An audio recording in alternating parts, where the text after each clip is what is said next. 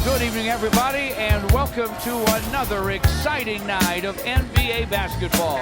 With the first pick, the Detroit Pistons select Cade Cunningham from Oklahoma State University. Chandler again. Oh, what a block by Maxeel! My goodness! The Pistons are digging in. They got the depth. They got the big men. They got the better basketball team. No doubt about it. There's Jaden playing the passing lane. Skies a jam. Dynamite dunk, and the crowd loves it. Pistons need a three, and they have just under 3 seconds to do it. Here's Chauncey Billups. Here it is. He's got it. He's got it. Chauncey Billups hits the three. Overtime. Amazing. Out of bounds. Detroit basketball. Pistons fans, hello and welcome back to another edition of the Palace of Pistons podcast, brought to you by Believe. Aaron Johnson and Jasper Apollonia here with you for this week's show. And Jasper, fall is in the air. That means we are getting close to the start of the NBA season. The doldrums of the offseason are nearing. We are almost back to NBA basketball. How are you doing, my friend? I am just excited because once you feel that fall in the air, once you smell it, you just know, okay, that means in a few weeks, even though summer's ending, which for me sucks, I'm a big summer guy, but even though summer's ending, we're getting to that point in the year where basketball's back, and that makes fall okay to me. So how are you, my friend, and how excited are we to have basketball knocking on the doorstep here soon? Yeah, I'm with you too, man. I'm a summer guy myself. I'm a real summer head, if you will. But yeah, totally. I think it's a little chillier out in the Midwest than it is out here because it's still mid-high 80s in New York. But yeah, 100%, man. We're getting to that point where basketball is right around the corner. Preseason is going to be what? 2.5, 3 weeks away. It's around the corner. Or no, a little further than that. But it's also nice to kind of have a preseason where we're going to be looking at it not from an angle of, is the 15th man in this rotation going to be an actual battle that we have to care about? I'm thinking like the Christian Wood Joe Johnson battle from a few years ago, or where we were really desperately like, oh my God, we have to watch these preseason games. It's not quite going to be like that, but it still could be interesting because like we've said on this podcast, and it does seem, from what I'm seeing, like it's picking up a little bit of steam. There could be a couple guys on this roster right now that aren't on it and even might not be on it after the preseason has concluded, whether it's via trade or otherwise. So yeah, I'm excited, man. We have a good podcast for you today, but hopefully we'll be talking about actual basketball very, very soon. No doubt about it. We do got a couple good topics to hit on today, and I definitely want to get right into it. But before we do that, I do want to talk about this week's sponsor. As always, it's BetOnline. BetOnline is your number one source for all of your betting needs. Get the latest odds, lines, and matchup reports for baseball, boxing, golf, and more. BetOnline continues to be the fastest and easiest way to place your wagers, including live betting and your favorite casino and card games available to play right from your phone. Head to the website or use your mobile device to sign up today and get in on the action. Remember to use our promo code BLEAV, BLEAV, for your 50% welcome bonus on your first deposit. Bet online, where the game starts. Okay, so I want to move into our first topic of the show today, and it's a topic that is topical right now in the Pistons online community. And in the national NBA community, there was some talk about the Pistons using a two big lineup next year. It's something that really started last year in the final season of Dwayne Casey's tenure as the team's head coach. But there's a lot of talk with the current roster construction, with the guys on the roster, James Wiseman, Jalen Duren, Isaiah Stewart, Marvin Bagley. There's a lot of talk about, will the Pistons continue to experiment with the two big lineup that is something that the general manager of the team, Troy Weaver, has talked about, wanting to have size, wanting to be able to play two bigs together, talking about teams like Cleveland and Milwaukee and trying to mimic their ability to do so. Jasper, are you expecting the Pistons to continue that experiment? And if they are, do they have the right personnel to make it work? To a certain extent, yes. And by that I just mean that I look at Isaiah Stewart playing the four as playing a two big lineup. No matter who you're playing at the five. So for me, yes, they will be playing two big lineups because Isaiah Stewart is going to be a part of it regardless. And I don't see them giving up on the power forward experiment this early in the season. Certainly not as him as like a starting power forward. He's going to get playing time, and he's going to get playing time next to Jalen Duren. So in that case, yes. Now, when we're talking about more of like, and I think this is more of what people were talking about on Twitter, the Jalen Duren, James Wiseman thing, that, no, I don't think we're going to see as much of it. I do think at the beginning of the season, at least, there is a chance we do see those guys play some minutes together. And while I've not been a fan of it, especially from a defensive standpoint, like there are certain things to like about it offensively in terms of their passing chemistry, in terms of the rebounding when they're on the floor together. It's not the worst thing in the world. That being said, like I don't think Marvin Bagley should be playing next to really any of those guys, to be honest. Like I've seen enough from him to where I don't feel confident in him playing as anything other than the lone big man. Like that's what he should be doing. So I think certain two big lineups we will see. I think other ones less so, and certain ones not at all. Like I just don't see a James Wiseman, Marvin Bagley minutes happening this year. I don't see a large amount of James Wiseman, Jalen Duren minutes happening. I do think they will happen to a certain extent, though. And one thing I kind of got pushback on, and the reason it was even brought up as a topic at all is because I believe it's Sam Viceni basically tweeted out about how just those lineups don't work, like the Jalen Duren, James Wiseman lineups don't work, and I agreed with that. Which some people seem, and it does seem like there are certain Pistons fans that are a fan of those lineups. I'm not. I had people pushing back on me for that, which is, I think, unfortunately not true. Like, there is still a certain segment of this fan base that does want to see those Duren Wiseman minutes. One of them, I think, is the GM. So we will, I anticipate, seeing limited numbers of two big lineups next year. So let's take Isaiah Stewart out of the equation because I'm in agreement with you. I would consider playing Isaiah Stewart at the four alongside, another five, one of those guys. I would consider that a two big lineup. I don't know how everyone else feels, but Isaiah Stewart has been a five predominantly throughout his NBA career so far. So to me, it still reads as that would be a two big lineup. So in that regard, I certainly think you will see the Pistons continue to experiment and try to play with two big lineups. But let's take Stewart out of it. And you look at the rest of the roster, you look at the front court options that Detroit has, and it's James Wiseman, it's Jalen Duren, it's Marvin Bagley.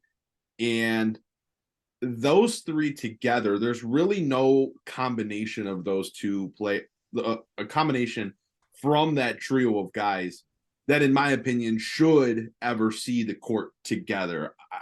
From Sam Vecini's post on Twitter, he shared a stat from last year. The Pistons played 185 minutes with Marvin Bagley and James Wiseman on the court together. They gave up 134.9 points per 100 possessions with that duo on the court. And this is something that we've kind of talked about. We have talked about before, particularly with Wiseman and with Bagley, dating back to when the Pistons acquired when they acquired Wiseman at the deadline last year. Is those two players are so incredibly similar on both sides of the court, so that even if they do have some strengths, the deficiencies that they have are only magnified, and it makes them untenable together on the court. And so when I look at those two together, I can't say that there's a world where I want to see them share minutes next year on the court. And as good as I think Jalen Duren was last year, he still has some significant deficiencies himself that he has to develop through. And it's not going to allow him to get better if he's on the court with someone like Wiseman or Bagley, who's taking up his space inside and not helping them defensively, putting more pressure on Duren to protect the inside and things of that nature. The problem is, outside of those three guys, and throw in Stewart there as well, the front court options for Detroit are not massive. It's Isaiah Livers and it's Bojan Bogdanovic. We've talked before about how Bogdanovic is really not best suited to play heavy minutes at the 4 spot, if at all. And as much as we would like to believe in Isaiah Livers, he's kind of got to show it this year before you can believe in him. And that's just because he hasn't been able to stay on the floor. So you really can't count on him to be ready to play big minutes for you until he shows you he can do it. I think we are trending in a direction where we're going to see a decent dose of 2 big lineups, unless Monty Williams during the, interview process came in and was like, hey, looking at my philosophy, this will not work for what I want to do. And I know you guys have talked about it in the past about wanting to do it, but I won't be doing this. I don't want to do it if that's a point of contention and, maybe I'm not the right coach. But I don't think that was the case, because we did see Wiseman and Duren play together last year on the court. We did see them play together on the court in Summer League. So I feel like it kind of would have been nipped in the bud there. I think we're going to see it. And I think it's because of the roster construction. I think it's because of that's part of what Troy Weaver wants to do with his team. And I don't necessarily love it. I think Duren and Stewart could work. I think, there's an outside chance if you can get one of Wiseman and Bagley to work with Stewart. But any combination of Duren, Wiseman, Bagley doesn't give me confidence. I don't have confidence in a duo of those three working. So I think it's going to happen, but I don't love it. I just don't think there's enough options for Detroit to go elsewhere to the point where they don't need to run 2 big lineups. Yeah, and it's also just, it's hard to really explain statistically why the 2 big lineups don't necessarily work. And the reason for that is just that, the Pistons have been so bad overall. And you can make your caveats, too, when it comes to, sample size. But here's how it is. The Jalen, Duren, James Wiseman, the 60 minutes they played together last year, net rating of -26. Jalen Duren playing next to Isaiah Stewart, net rating of -12.7. But then again, it's hard to look at that because you also see Jaden Ivey and Jalen Duren have a -14.4 net rating together in 2-man lineups. So it's just difficult to kind of parse through, what's noise, what's sample size, what is just the reality of the roster and the fact that they were just a bad team last year and nobody really had good minutes together. Because you can also look at the other hand, Jalen Duren playing with Marvin Bagley, that was only -1.7. And actually last year, James Wiseman and Isaiah Stewart, that was one of the few positive lineups where Wiseman was in. They were +3.7, albeit in 27 minutes total. And on the other hand of the spectrum, you have him with Bagley, where it's, like you said, a 132 defensive rating. So it does seem like there are, if you do put Stewart into the mix, possibly some lineups that could work. But I think you're right. The reality of the roster dictates that they're going to have to play some of these 2-man lineups. And unfortunately, it's hard to tell outside of what your personal eye test wants you to see exactly which ones will and won't work. Me personally, I just have a very hard time seeing any of those lineups that don't include an Isaiah Stewart that can actually shoot well from outside being successful next year. I just think that's where the Pistons are at right now, because the rest of the front court doesn't really have the ability to pick up the slack. I love Bojan Bogdanovic, but there's still limitations there. And with Cade and Jaden Ivey, I think you have to really look at how they're able to space the floor, especially since while we're both I think we both are in agreement that we have a lot of positivity around their 3-point shooting moving forward, but they haven't proven it. Neither guy has at the NBA level so far. And in order for them to do that, they're going to need spacing around them. So it's a tricky dance the Pistons are in the middle of right now. It's going to come down to Monty Williams, like figuring out, one, do any of these two big lineups work? And two, if any of them do, which are the ones that you can trust to play big minutes?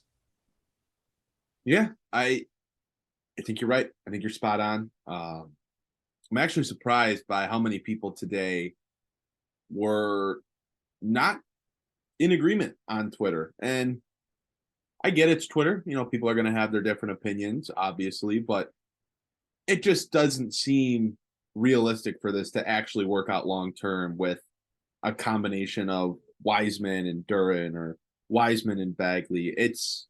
I just don't think it's realistic. There are teams that can do it because they have the right personnel. It's easier to make two guys like Evan Mobley and Jarrett Allen gel because they have different offensive skill sets.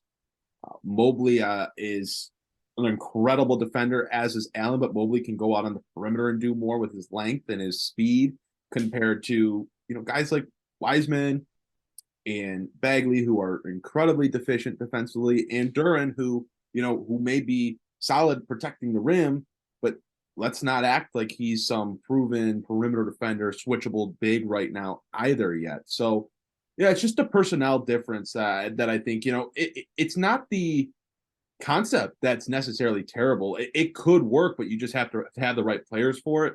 And I just don't think this is the right grouping for Detroit to really make that work. But Aaron, are we in agreement that if Isaiah Stewart can transition his offensive game to one that's more perimeter oriented, and by that I mean not just shooting threes at a decent clip, but also hitting mid-range shots somewhat consistently, while also maintaining his ability to rebound the ball on the offensive glass and maintain a level of rim deterrence? He's not an amazing shot blocker, but he is a decent rim deterrer.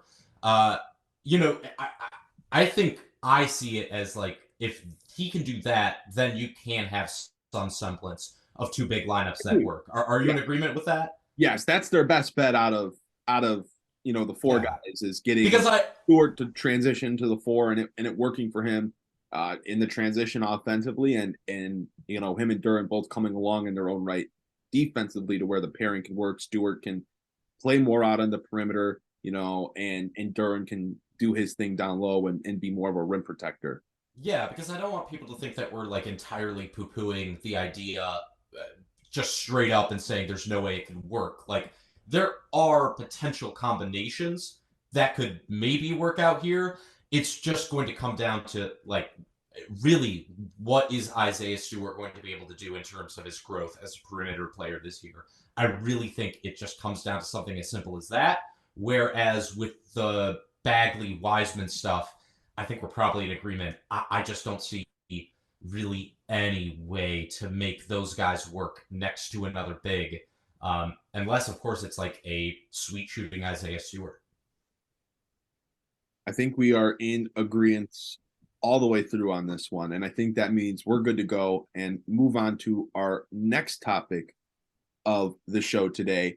And that's talking a little bit about an article that was released by Bleacher Report, as they compiled a group of 20 voters to rank the top 30 guards for next season in the NBA. This was a prediction on how they will rank out by the end of next season, who will be the best by the end of next year.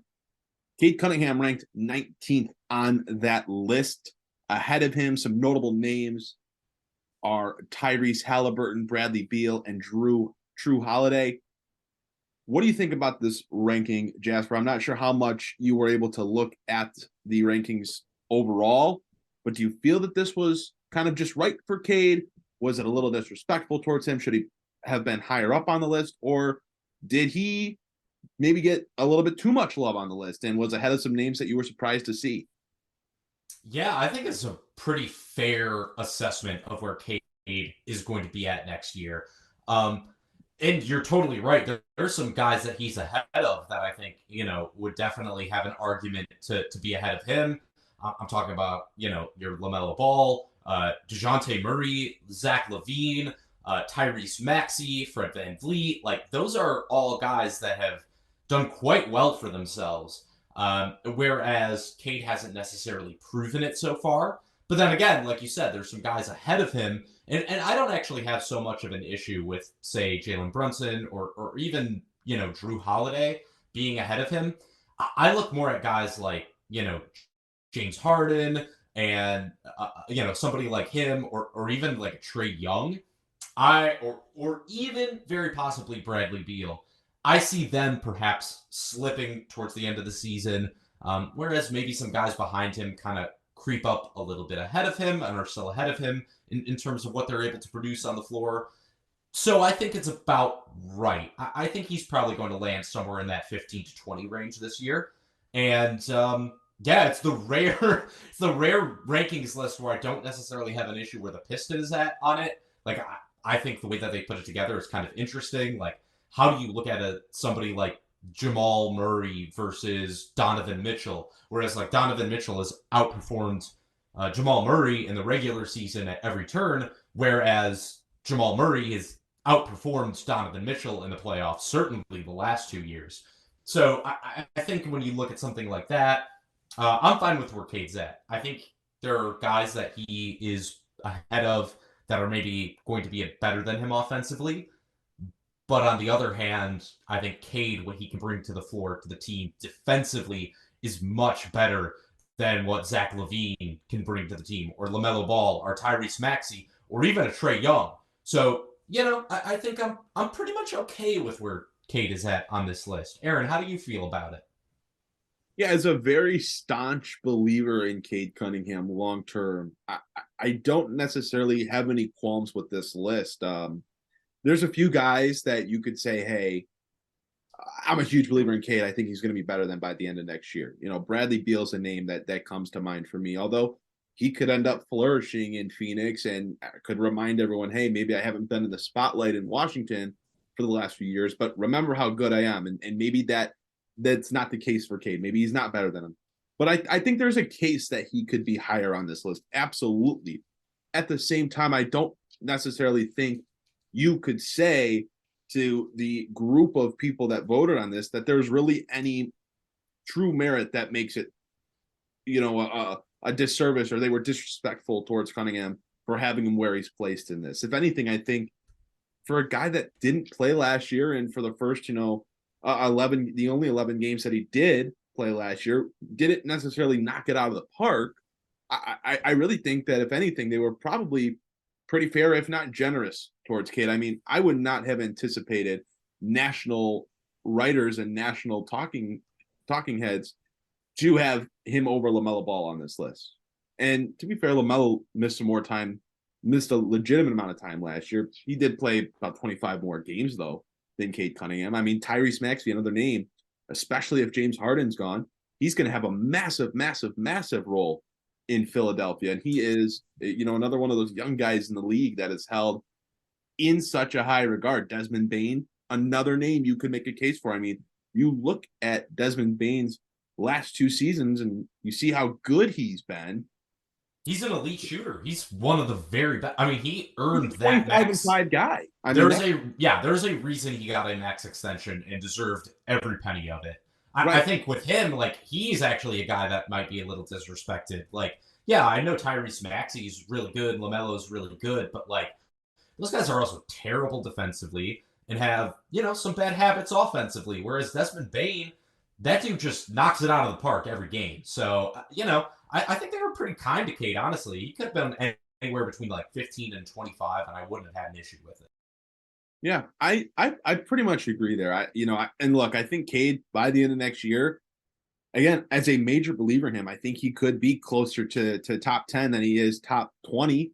But he's got to go out there and prove it first, and he's got to have the season that people are anticipating he's capable of having. He's got to stay on the court. He's got to shoot the ball better. He's got to prove, hey, you can, make it work with Jaden Ivey on the court and another big time guard on the court. So again, I think this list was pretty fair to him. I think he can definitely end up in a better position by the end of next year.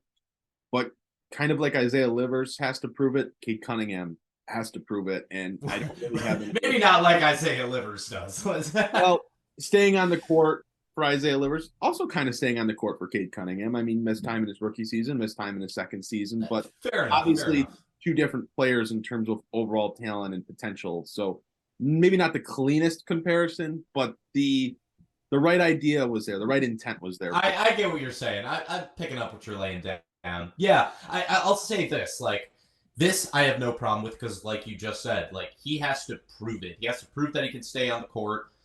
He has to prove that he is worthy of his pedigree. And while I think you and I are in total agreement that we have the faith that he will do both of those things, he's got to prove it. And if he's at this point where he's 19th next year, then maybe we can talk about, disrespect or whatever else the case may be. But for this year, I think it's pretty fair. Like, you got to prove it. And for a guy that hasn't proven it as much as some guys that he's ahead of on the list, I mean, I think it's pretty fair ratings. I'll say this, moving off of Cade Cunningham here, I was pretty shocked to see Jamal Murray and De'Aaron Fox ranked ahead of Ja Morant and Donovan Mitchell. How about Anthony Edwards at 6? Yeah, I mean, Edwards is in such the limelight right now with, his Team USA performances and whatnot. But wow, it just seems like, I mean, Donovan Mitchell was incredible last year. Ja Morant is obviously one of the best young players in the league as long as he can keep himself on, keep the attention of him towards his on the court play and not his off the court issues. But those two guys who are very, very legitimate stars in this league being ranked behind Murray and Fox, who, again, there's nothing wrong with either of them. They're both very good. There's a lot of great young guards in this league. That one surprised me. Those were a couple. And this list overall, I think, was pretty well done, especially because I think Bleacher Report puts out so much of this content, creates so much of this content that they, it's so easy to pick on these lists and easy to pick on Bleacher Report. But I thought this was a pretty well put together list that had a good group, a good mix of different voters and stuff. But that being the consensus amongst them, that was a little surprising to me. I think both Mitchell and Morant, I'd probably have both of them ahead of both Murray and Fox. So if we're talking about discrepancies in the list, I think that's where I would lean more so than Cade Cunningham and being any higher on the list. I mean, shoot, man, I'd probably have Murray at not Murray, Ja Morant at like 5. Honestly, I love Anthony Edwards, but and I get why they put him at 10 because of the off court stuff and a little slip in efficiency, whatever it may be. But like, I don't know, man. It's hard for me not to look at Ja Morant as still having, proven himself. The guy was a top 3 MVP finalist just 2 years ago.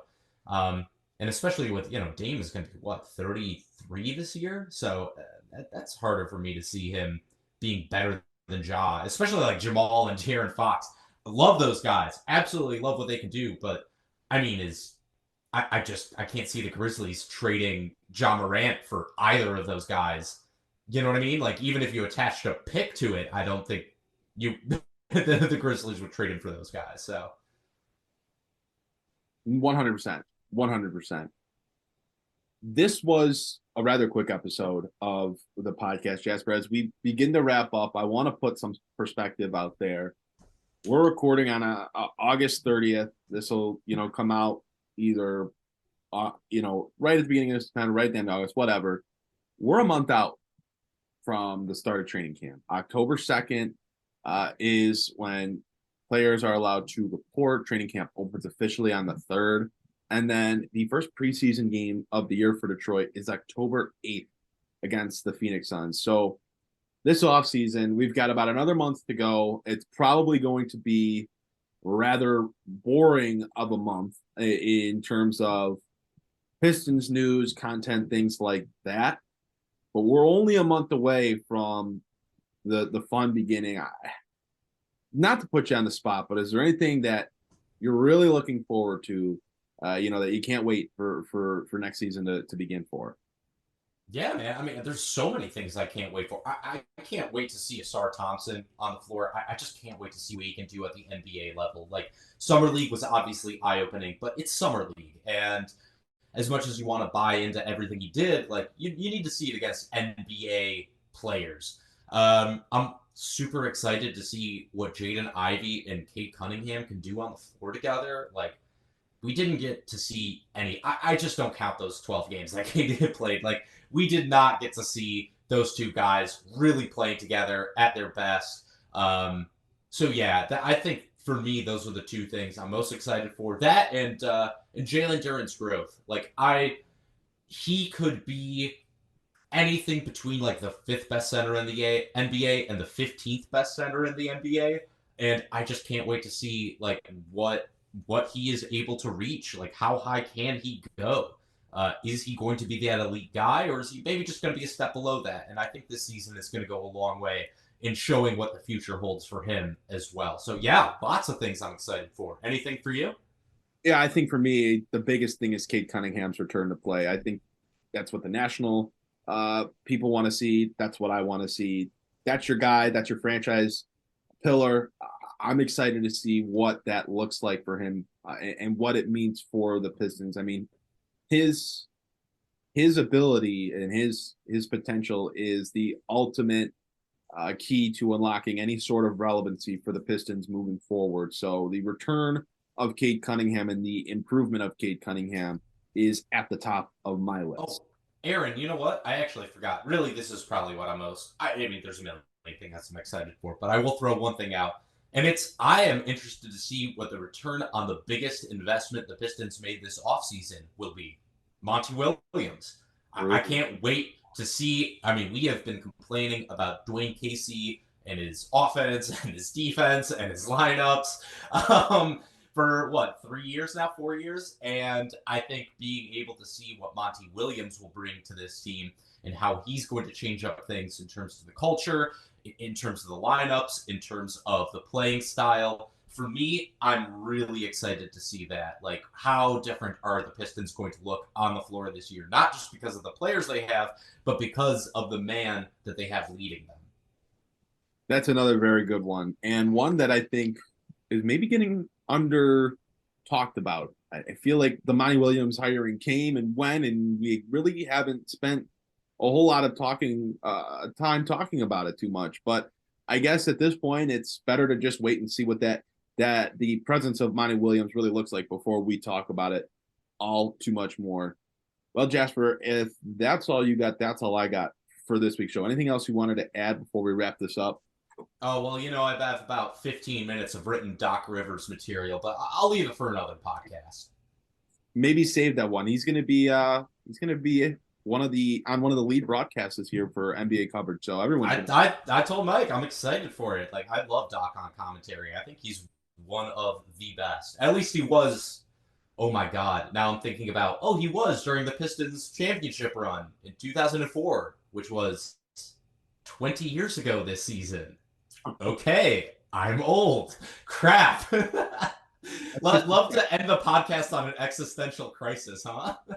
Well, here, let's wrap it up with this. Let's talk about following us on all of our socials and on the website. We appreciate everyone listening. We have some exciting things in store for the upcoming season. In the meantime, make sure to check out palaceofpistons.com. Follow us on all of our socials at Palace Pistons. You can follow myself on Twitter at @AJohnsonNBA, or I guess follow me on X at @AJohnsonNBA. No, it's still Twitter. It's still Twitter to me, damn it. And you can follow Jasper at Blade Cunningham. That is going to do it for this week's show. We will be back next week for another one. Thank you guys so much for listening, for watching, for supporting.